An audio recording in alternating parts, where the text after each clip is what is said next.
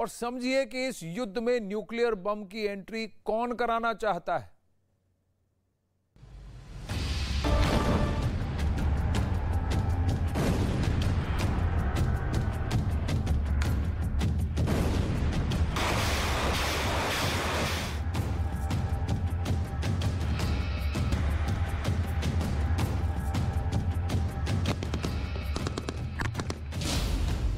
America ने दी Putin को बहुत बड़ी धमकी।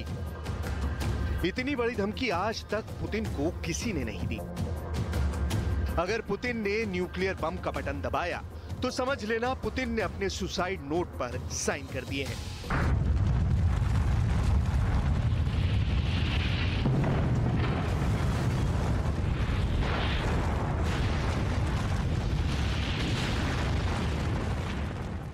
ये शब्द अमेरिका के किस अधिकारी ने कहे हैं? ये चेतावनी कितनी बड़ी है? इस धमकी का संकेत क्या है? ये सब आपको आगे बताएंगे।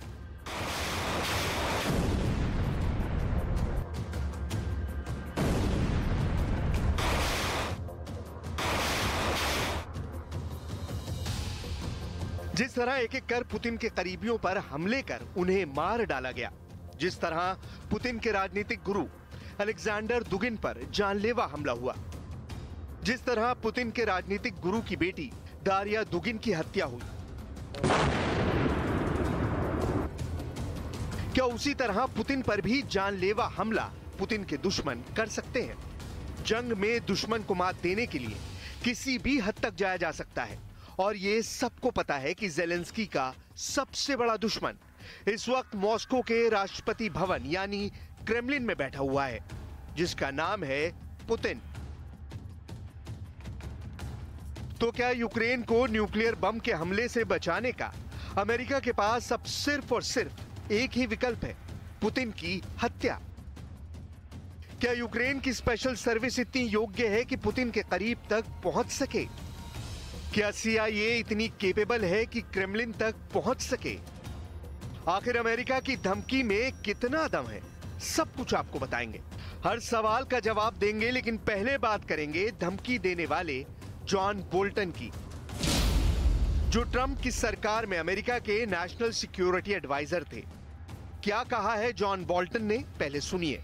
We should say publicly that if Putin did authorize the use of a nuclear weapon, he would be signing his own suicide note.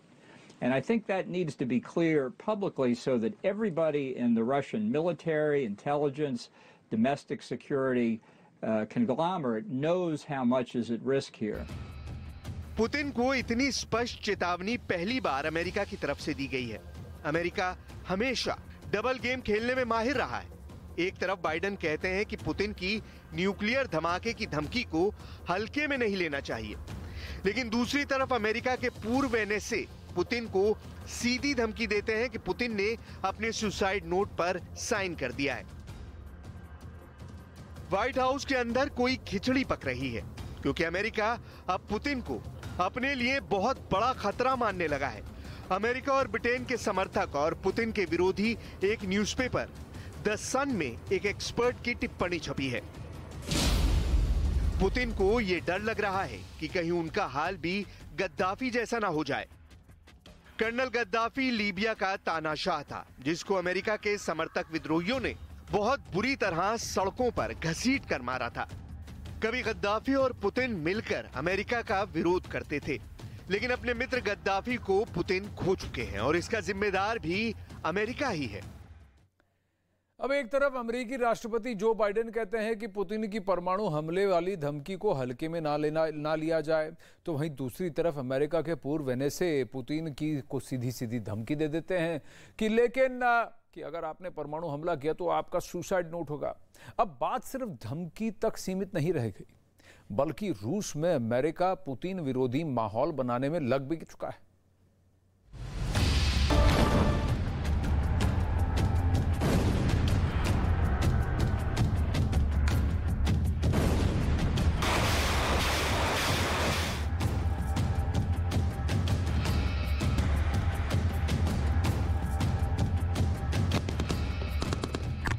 America की एक न्यूज वेबसाइट ABC पर भी ऐसा ही आर्टिकल छपा है। कि जब पुतिन की मौत होगी तो रूस का अगला प्रेसिडेंट कौन होगा। ऐसे डरावने आर्टिकल्स लिखवाने का मकसद रूस की जनता के अंदर पुतिन के विरोध को हवा देना है। क्रेमलिन कभी भी पुतिन की सिक्योरिटी को हल्के में नहीं लेता है, लेकिन रूस की सिक्योरिटी एजेंसियों ने यह दावा भी किया था कि क्रीमिया के ब्रिज की सुरक्षा 20 स्तरीय सुरक्षा की जा रही है।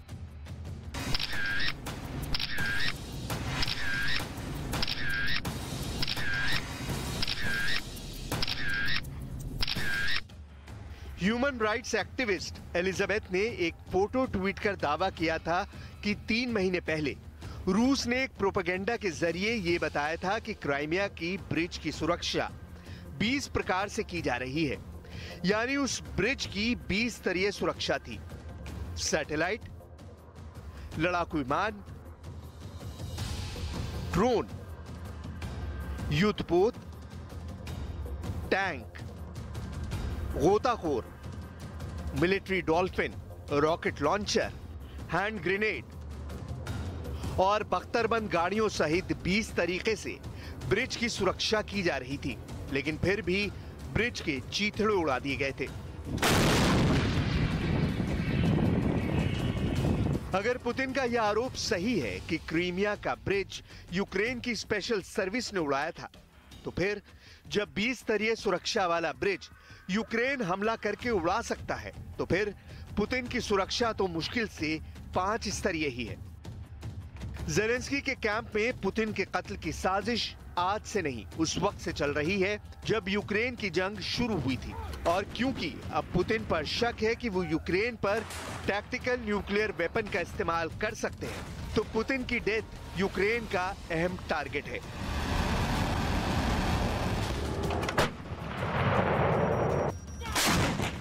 यूक्रेन की डिफेंस इंटेलिजेंस के चीफ कायरिल बुडानोव ने इंटेलिजेंस यूनिट की वेबसाइट पर प्रकाशित बयान में कहा था कि यूक्रेन की जंग अब 2 तरीके से ही समाप्त हो सकती है, या तो रूस टूट जाए या फिर रूस की लीडरशिप में बदलाव हो। इसके बाद भी युद्ध तभी बंद होगा जब रूस का नया नेता ये कहेगा कि वर्तमान युद्ध एक बीमार तानाशाह द्वारा डिजाइन किया गया था। युद्ध तभी खत्म होगा जब रूस कब्जा किए हुए क्षेत्रों को छोड़ देगा। आप समझ सकते हैं कि ज़ेलेंस्की के इंटेलिजेंस ऑफिसर कायरिलो के इरादे पुतिन के लिए कितने खतरनाक हैं। उन्होंने पुतिन का बिना नाम लिए पुतिन को सत्ता से हटाने की कामना की है, और ये तभी संभव है जब पुतिन इस दुनिया में ना रहें।